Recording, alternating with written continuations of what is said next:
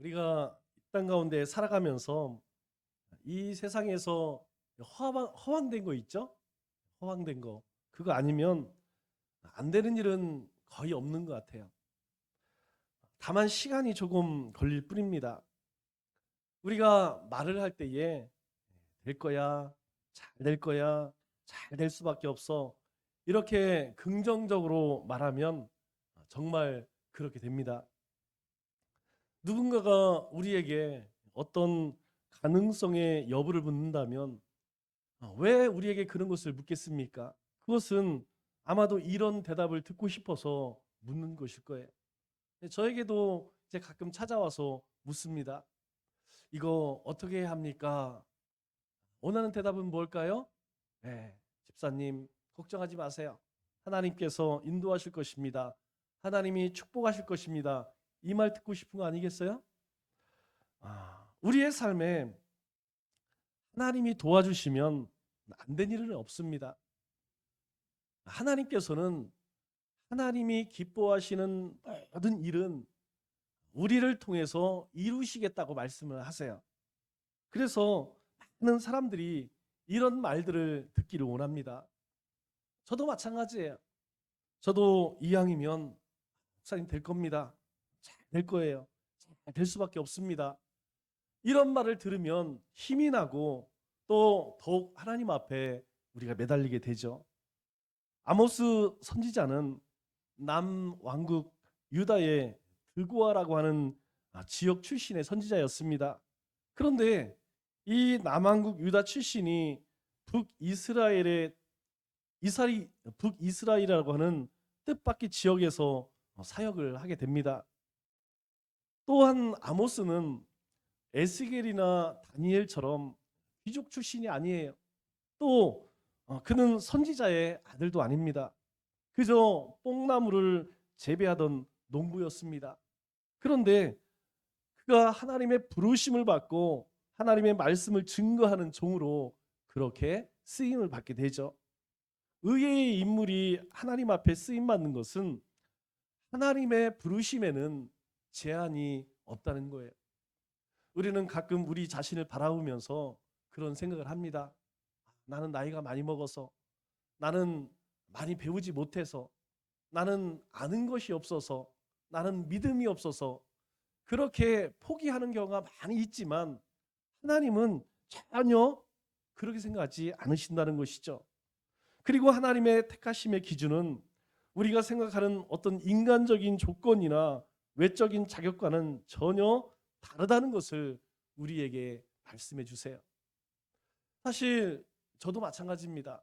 저도 신학을 처음 시작할 때에 이제 막 고등학교를 졸업하고 신학교로 가려고 했어요. 그때 무슨 생각을 가졌냐면 인생의 쓴물 단물 다 마시고 정말 어쩔 수 없이 가는 것이 아니라 그래도 이 나라에서 우리나라에서 최고의 신학교를 가자. 그리고 최고의 공부를 해서 최고로 하나님 앞에 쓰임 받자. 그런 생각을 했었어요. 그런데 하나님께서 그렇게 쓰지 않으시더라고요. 그 교만함이 꺾어지면 하나님께서 쓰시더라고요. 아모스 선지자가 사역하던 당시는 이 북이스라엘 역사상 가장 번영하고 부유한 시대였습니다. 참 이상하죠.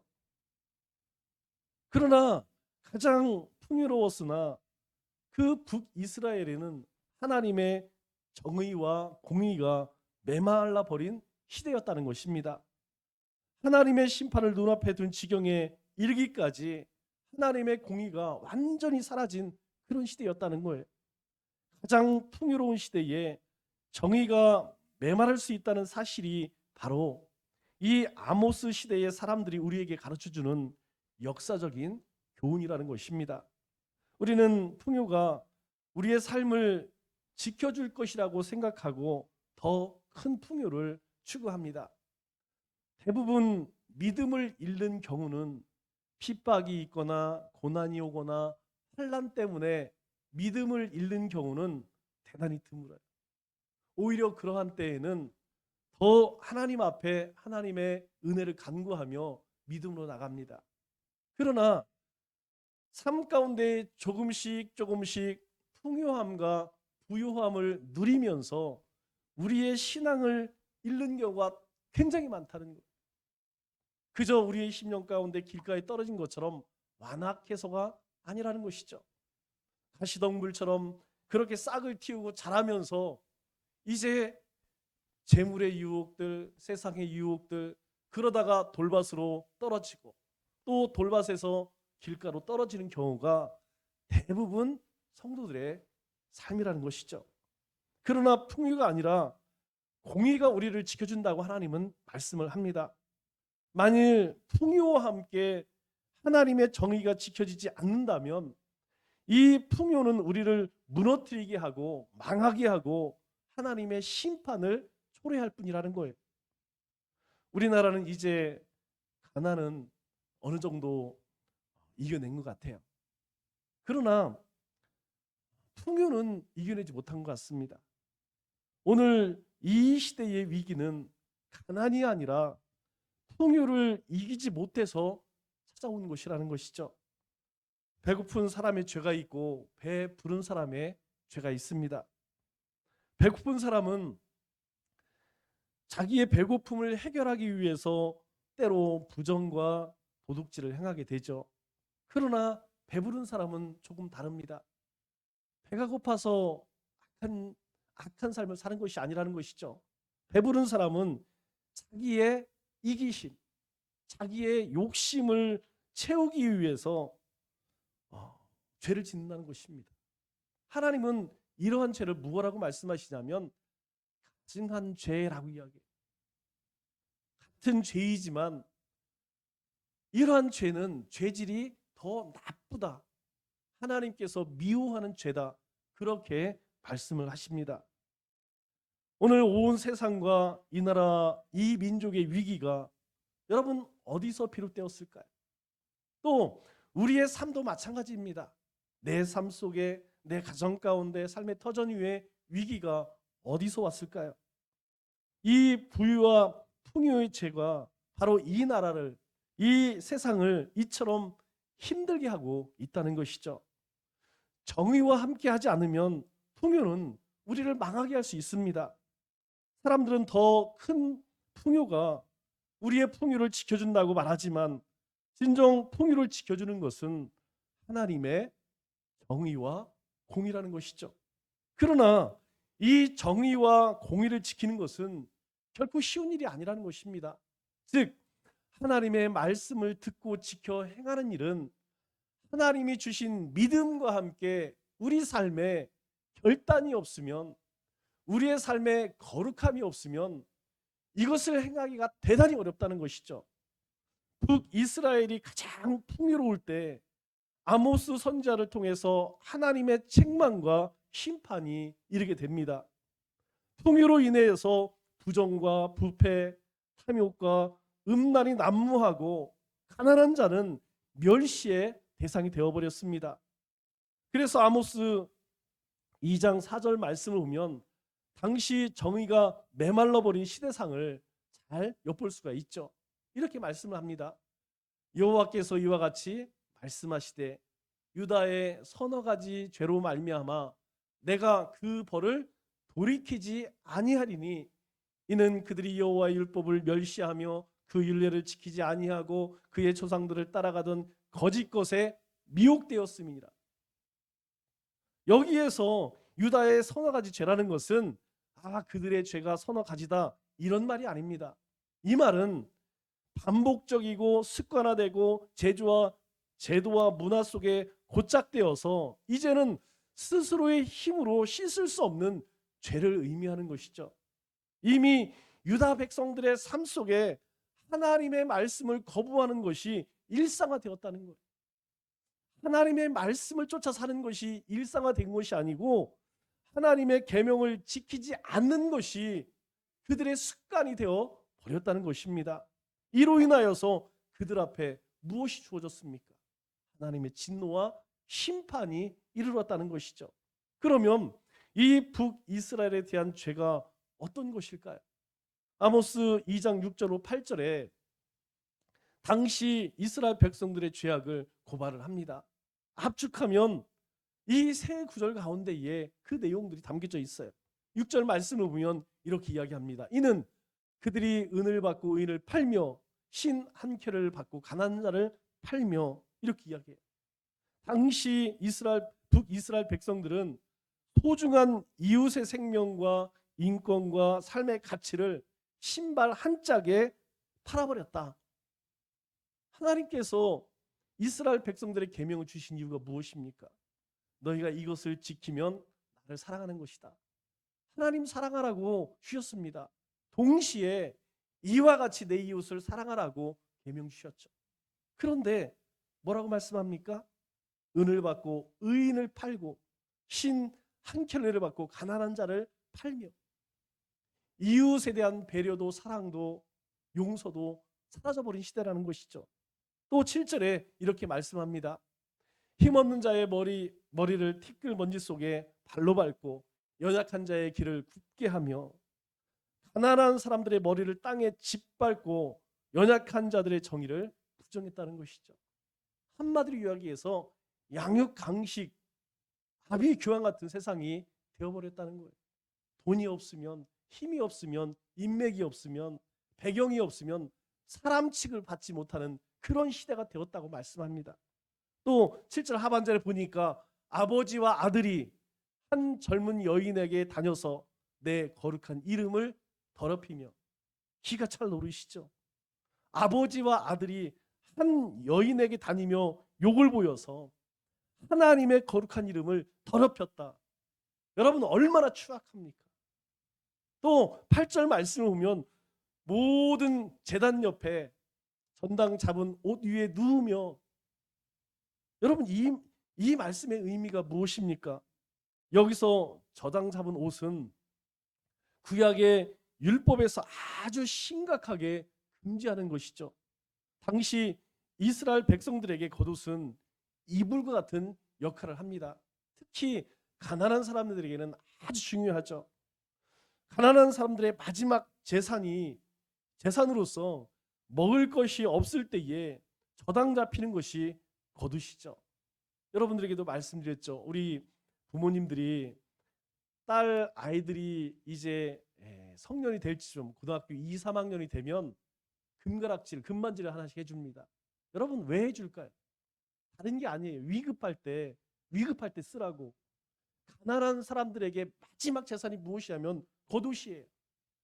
그것으로 밤을 지샐 수 있고, 먹을 것이 없어서 그것을 저당 잡히면 그것으로 생명을 연명할 수 있기 때문에, 그래서 율법은 이 저당 잡은 옷을 절대로 빼앗지 말고 돌려주라고 이야기합니다. 참 이상하죠? 저당이라고 하는 것은 그것을 담보 잡는 거 아니겠습니까? 그런데 그 겉옷을 담보 잡아서 돈이나 음식을 주었다면 해가 지기 전에 다시 그 사람에게 돌려주라는 거예요. 왜 그렇습니까? 그것이 아니면 그 사람의 생명을 지키는 마지막 보호장치가 없다는 것이죠. 자칫하면 그가 객사할 수 있기 때문에 너희가 설사 저당을 잡았다 할지라도 해가 떨어지기 전에 반드시 그 사람에게 돌려주어야 한다는 것입니다. 그러나 당시 이스라엘 백성들은 어떻습니까? 이 북이스라엘 백성들은 이 저당 잡은 옷을 깔고 누웠다는 것이죠. 이 가난한 사람들, 없는 사람들 안중에도 없다는 것입니다. 그저 내 배만 채우면 행복한 것이죠. 뿐만 아니라 뭐라고 이야기하죠? 그들의 신전에서. 여러분 이 신전이 어디입니까? 하나님의 전 아니겠습니까? 그들 스스로 만든 전이기는 하지만 하나님을 예배하기 위해서 단과 베델에 만들어 놨던 신전을 이야기합니다. 벌금으로 얻은 포도주를 마심이니라. 하나님의 전에서 벌금으로 거둔 포도주를 마시면서 즐겼다는 것입니다. 이것이 바로 북왕국 이스라엘의 타락한 모습이었다는 것이죠. 그래서 하나님은 이 최고의 풍요 속에서 타락해가고 하나님의 공의가 메말라 버린 이 이스라엘 백성들의 삶을 심판하시기로 작정하셨다는 것입니다.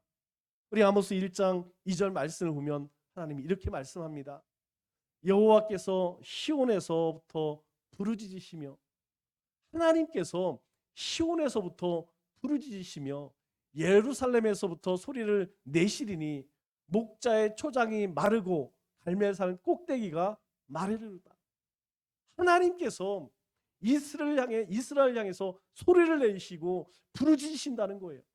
하나님께서 그렇게 소리치심으로 인하여서 목자들이 양을 키우는 그 초장이 다 말라버리고 이스라엘 가운데 가장 높은 이 갈멜산 꼭대기가 다 말라버릴 것이다. 그렇게 말씀을 하죠. 이 아모스서에 나타난 하나님 모습이 어떻습니까? 마치 포효하는 사자처럼 부르짖는다는 것이죠. 하나님은 소리치시고 음성을 발하신다는 것입니다. 그런데 그 소리와 음성은 마치 사자와 같다. 아모스 3장 8절에 이렇게 말씀하죠. 사자가 부르짖은즉 누가 두려워하지 않겠느냐. 하나님께서 사자가 부르짖는 것처럼 이스라엘 향해서 그렇게 부르짖는다는 거예요. 우리가 야생에서 사는 이 사자가 포효하는 소리를 실제로 들으면 오금이 저립니다. 우리가 보면 야 사자 막 울며 달려들어 얼른 도망가면 되지 그럴 것 같죠? 여러분 그렇지가 않습니다. 딱 마땅뜨리고 그 울음소리를 들으면요 모든 짐승들이 도망갈 것 같지만 도망가지를 못해. 그래서 우리 베드로전서 5장 8절에 뭐라고 이야기합니까? 근신하라 깨어라 너희 대적 마귀가 우는 사자같이 두루다니며 삼킬 자를 산다니 이렇게 이야기하는 거예요. 여러분 마귀가 삼킬 자를 찾아다닐 때에 그냥 뭐 똥개처럼 아니면 고양이처럼 그렇게 찾는 게 아니라는 거예요. 마치 사자가 울부짖으면서 먹이를 찾는 것처럼 그렇게 다닌다는 것입니다. 그 얘기가 뭡니까? 한 번 잡히면 결코 살아남을 수가 없다는 거예요. 정신 바짝 차려야 되는 얘기죠. 그래서 사탄을 어떻게 하라고요? 대적하라. 너희가 근신하고 깨어 있어라. 그리고 대적하라. 아니면 사자처럼 그렇게 울부짖는 그 무서운 사탄에게 잡힐 것이다. 먹힐 것이다. 여러분들이 말씀드렸죠? 어떤 짐승이 사자의 밥이 됩니까? 첫째는 무리를 떠난 여러분 이 아무리 연약한 사슴들도 같이 다니면 어미들이 자식을 위해 새끼를 위해서 싸워요. 그런데 무리에서 떠난 아무리 용감한 짐승이라 할지라도 무리에 떨어지면 살아남을 수가 없습니다. 또 하나는 병든 짐승. 야생에서 병든다는 것은 야생에서 다친다는 것은 곧 죽음입니다. 살아남을 수가 없어요. 우리가 깨어 근신해야 하는 이유가 바로 이거예요. 우는 사자처럼 사단이 우리를 삼킬 자를 찾아다닌다는 것입니다. 사자의 울음소리를 들은 동물들은 꼼짝을 못한다는 거죠. 이미 울음소리로 벌써 제압이 되어버린다는 것입니다.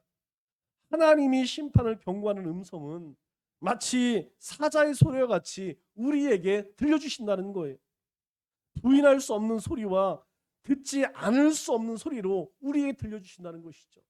여러분 우리가 벌써 코로나 3년째 무엇을 보십니까? 여러분 이 코로나 재앙을 통하여서 우리가 온 전 세계가 마비되는 이러한 모습을 보면서 여러분 무엇이 보입니까? 하나님이 보이지 않아요? 하나님의 진노가 보이지 않습니까? 또 내 삶이 보이지 않나요? 내가 하나님 앞에서 그동안 어떻게 살아왔는지 또 어떻게 살아가고 있는지 그것이 보이지 않는가요? 우리는 이 시대에 울부짖는 사자처럼 우리에게 말씀하시는 주님의 음성을 들을 수 있어야 한다는 것이죠. 사자의 울음소리는 해치려고 하는 것이지만 하나님의 음성은 그게 아니라는 거예요. 하나님이 부르짖는 음성은 돌이키라고 하는 메시지라는 것이죠. 하나님은 비록 사자처럼 부르짖으며 심판하시지만 회개하며 용서를 구하는 자들에게는 하나님께서 돌이키겠다는 거예요. 하나님은 아모스에게 환상을 보여주십니다. 세 가지의 환상을 보여주는데 첫 번째 환상이 무엇이냐? 메뚜기 떼가 온 땅을 휩쓸어 보이는 환상을 보여주세요. 아모스 7장 2절 말씀을 보니까 북이스라엘 백성들이 이러한 삶을 살 때에 메뚜기가 땅의 풀을 다 먹은지라. 무슨 의미입니까? 하나님께서 한 사람도 남겨두지 않겠다는 거예요. 마치 메뚜기가 땅의 풀을 다 먹은 것처럼 그렇게 너희의 땅을 황폐하겠다. 너희의 부유함을, 너희의 그 풍요함을 하나님이 다 거두시겠다. 그때 이 아모스가 하나님께 청하여 기도합니다. 하나님 사하여 주옵소서. 하나님 이들의 죄를 사하여 주옵소서. 야곱이 미약하오니 어떻게 서리이까? 야곱이 누굽니까? 이스라엘 아니겠습니까? 이스라엘이 하나님의 백성들이 미약합니다. 연약합니다. 하나님 어떻게 서겠습니까? 미약한데, 믿음이 없는데, 하나님이 부으신 은혜가 없는데 저들이 어떻게 서겠습니까? 하나님 사하여 주옵소서. 그 기도를 들은 하나님께서 3절에 뭐라고 말씀하십니까? 아주 쿨하게 하나님께서 용서해 주세요. 여호와께서 이에 대하여 뜻을 돌이키셨으므로 이것이 이루어지지 아니하리라. 하나님은 아모스에게 내가 메뚜기 떼를 보내서 너희들 다 갉아먹을 거야. 그런데 용서를 구할 때 하나님께서 그래, 내가 너희 죄를 사할게. 내가 마음 돌이킬게. 이렇게 말씀하세요. 이어서 하나님께서 아모스에게 사절에 불로 심판하시는 또 다른 환상을 보여주셔요. 이스라엘 백성들이 한 번의 기회를 줬는데 돌이키지 않습니다. 그래서 또다시 하나님께서 아모스에게 주 여호와께서 명령하여 불로 징벌하게 하시니 불이 큰 바다를 삼키고 육지까지 먹으려 하는지라. 이 불길이 얼마나 센지 바닷물을 다 삼키고 육지까지 삼킬 만큼 무서운 불 재앙을 보여주십니다. 그때에 또 아모스가 하나님께 용서를 구해. 5절 6절 말씀을 보니까 내가 이르되 주 여호와여 청하건대 그치소서. 야곱이 미혹하오니 어떻게 서리이까? 그때에 주 여호와께서 이에 대하여 뜻을 돌이켜 주 여호와께서 이르시되 이것도 이루지 아니하리라. 하나님 이들이 연약합니다. 하나님 그쳐주옵소서. 아무것도 알지 못하고 지금 차도 분별하지 못하는데 하나님 그렇게 심판하시면 어떻게 합니까? 그때 하나님께서 그 기도를 들으시고 그래 그러니 그래 알았어. 내가 이것도 이루지 않을게. 알았어. 네가 열심히 가서 나의 메시지를 전해. 이스라엘 백성들이 아모스의 그 회개의 복음을 들을까요? 안 들어요. 그래서 세 번째 환상 가운데 하나님께서 다림줄을 보여주시면서 뭐라고 말씀하십니까? 다시는 내가 용서하지 않겠다. 이렇게 말씀합니다. 또 내게 보이신 것이 이러하니라. 세 번째 보여주시는 환상이에요. 다림줄을 가지고 쌓은 담 곁에 주께서 손에 다림줄을 잡고 서셨더니 여호와께서 내게 이르시되 아모스야 내가 무엇을 보느냐? 예 다림줄이니이다. 주께서 이르시되 내가 다림줄을 내 백성 이스라엘 가운데 두고 다시는 용서하지 아니하리니. 다시는 용서하지 아니하리니. 하나님께서 다시는 용서하지 않겠다 이렇게 말씀하세요. 다림줄이 무엇입니까? 요즘에는 보기 어렵지만 여러분 건축 현장에 가면 이 건물이 수직으로 잘 올라가고 있는지 확인하는 도구예요. 목수들에게는 없어서는 안 되는 것입니다. 이거 없으면 담이 삐뚤삐뚤 올라가겠죠. 위에다가 이 다림줄을 딱 띄우고 벽돌을 쌓는 것이죠. 하나님은 앞서 두 차례 환상 가운데에서 돌이키면 용서해 주시고 또 용서해 주셨습니다. 그런데 세 번째 환상에서 다림줄이 등장할 때에는 더 이상 용서하지 않겠다 이렇게 말씀하시죠. 이것은 용서의 기회가 반복적으로 주어지지만 마지막에는 하나님이 용서하지 않으실 때가 온다는 것입니다. 마지막 다림줄이 주어지는 그때에는 하나님의 용서가 끝나는 때, 그때가 반드시 너희 가운데 온다는 것이죠. 하나님은 사랑이지만 무한정한 용서를 하시는 분이 아닙니다. 하나님은 공의의 하나님이시기 때문에 심판하신다는 것이죠. 하나님의 공의를 무너뜨리는 사랑은 더 이상 사랑이 아니라는 것이에요. 그러면 지금은 어떠한 때일까요? 지금은 마지막 다림줄 심판이 주어지지 않을 때라는 것입니다. 지금은 하나님이 돌이켜 용서하시는 때라는 거예요. 하나님은 우리가 회개하면 마음을 돌이켜 우리에게 임할 진노와 심판을 거둬주신다는 것입니다. 그래서 지금은 은혜 받을 만한 때예요. 보라, 지금은 후원의 날이로다. 지금은 은혜 받을 때라는 거예요. 지금은 구원을 얻을 때라는 것입니다. 이 말은 아직 우리 가운데에 회복의 기회가 있다는 것입니다. 돌이키면 하나님의 긍휼하심을, 하나님의 은혜를 덧입게 될 것이다, 이렇게 말씀하는 것이죠. 성경은 하나님의 종말의 때가 오기 전에 마지막 큰 환란이 있을 것이라고 말씀해요. 이상하죠? 아니, 하나님이 심판할 거면 그냥 예수님께서 말씀하신 것처럼 도적처럼 임하면 얼마나 좋겠습니까? 우리가 이렇게 늘 하듯이 예배드리고 찬송하고 기도할 때 하나님이 오시면 얼마나 좋겠어요.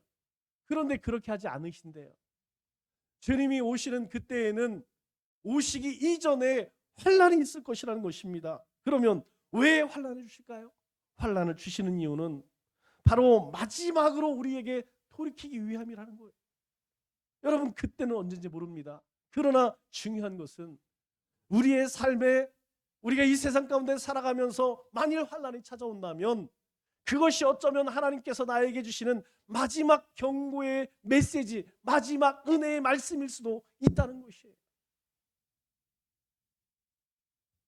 하나님은 하나님이 주시는 은혜와 축복의 때에 우리가 돌이키기를 원하십니다. 회개할 수 있을 때 회개해야 한다는 것이죠. 회개만 그렇습니까? 사명 감당할 수 있을 때 사명 감당해야 합니다. 하나님의 은혜가 우리 가운데 있을 때에 부지런히 주님의 영광을 위해서, 주님의 나라를 위해서 살아야 한다는 것이죠. 아모스 5장 21절로 23절 말씀을 보면 하나님이 우리에게 원하시는 것과 원하지 않는 것이 무엇인지 분명하게 말씀해 줘요. 내가 너희 절기를 미워하여 멸시하며 너희 성전들을 기뻐하지 아니하나니 내가 내게 번제와 소제를 드릴지라도 내가 받지 아니하실 것이요 너희의 살찐 희생의 화목제도 내가 돌아보지 아니하리라. 한마디로 너희가 드리는 어떤 예배도 어떤 제물도 나 받지 않을 거야. 너희 예배 받지 않을 거야. 너희 제사 받지 않을 거야. 하나님이 원하시는 것이 무엇입니까? 제사 드리는 것, 예배 드리는 것, 그거 원하시나요? 아닙니다. 우리의 삶이 예배가 되고 우리의 삶애가 하나님께 드려지는 희생 제사가 되기를 원하신다는 것이에요. 이스라엘 백성들이 그렇게 하나님의 계명을 지키기 위해 몸부림칠 때에 하나님께서 그 제사를 기뻐 받으신다는 것이죠. 여러분, 주일 성수가 무슨 의미입니까? 그냥 주일날 와서 한번 예배 드리는 것, 그것이 주일 성수입니까? 아니에요.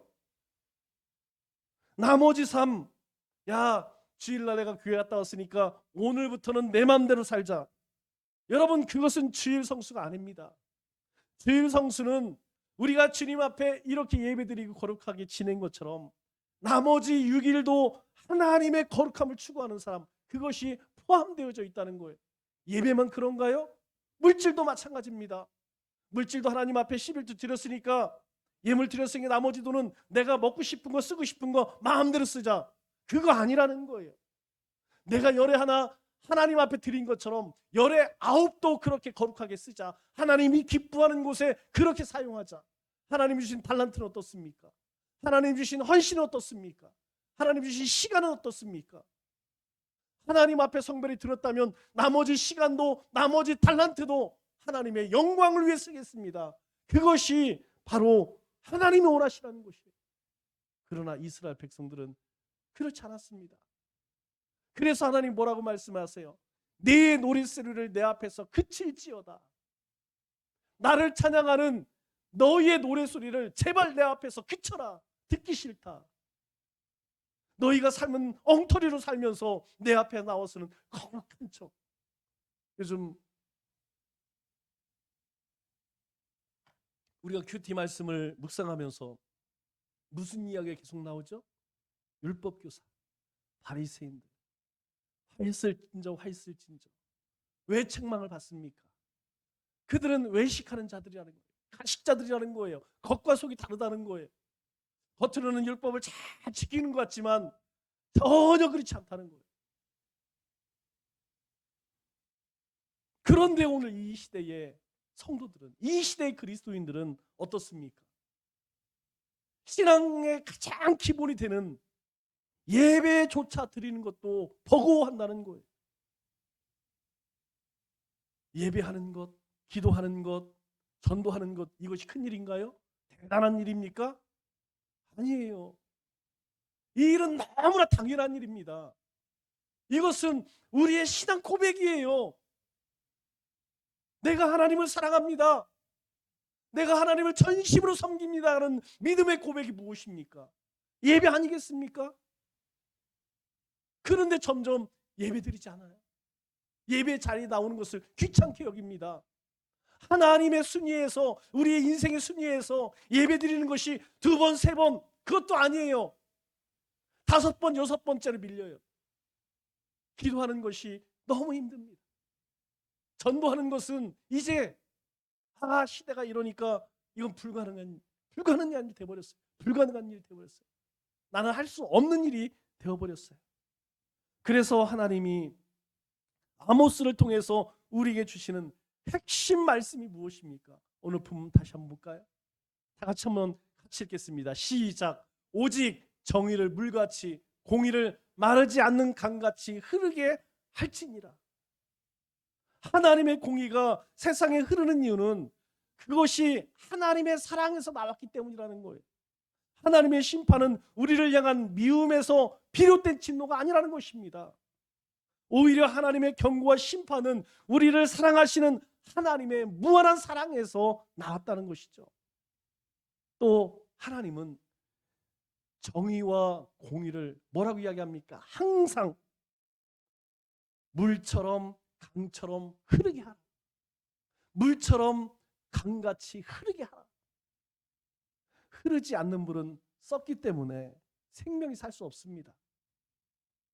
말라버린 시냇물은 아무도 찾지 않는다는 것이죠. 벌 받을까 봐 벌벌 떨면서 두려워 지키는 정의와 공의는 흐르지 못한다는 것입니다. 정의로운 제도를 만드는 것도 중요하지만 우리의 각자의 삶에 하나님의 정의가 흐르게 한다는 것이죠. 우리는 공의를 마르지 않는 강처럼 계속 세상에 흘려보내는 그런 삶을 살아야 한다는 것입니다. 말씀을 맺겠습니다. 하나님은 공평하신 분입니다. 자기 자신에게 부유한 사람은 자기가 받은 하나님의 은혜를 잃어버리고 탐욕과 더 큰 풍만을 추구하고 공의는 메말라 버리는 삶을 살죠. 또한 공의를 부르짖지만 그것이 미움과 상처와 분노에서 비롯됐거나 이기심에서 부르짖는 것이라면 그 의로움은 결코 우리의 삶에 세상 가운데 흐르지 못합니다. 진정 하나님을 사랑하고 영혼을 사랑하는 헌신과 섬김에서 나온 공의만이 강물처럼 세상 깊숙이 흐르게 되는 것입니다. 이 한 주간 하나님께 받은 이 크고 넓은 은혜와 사랑을 기억하며 우리의 삶에 정의가 물처럼 공의가 강물처럼 이 땅에 흐르게 하는 축복의 통로가 되시는 우리 믿음의 권속들 되시기를 주님의 이름으로 축원합니다.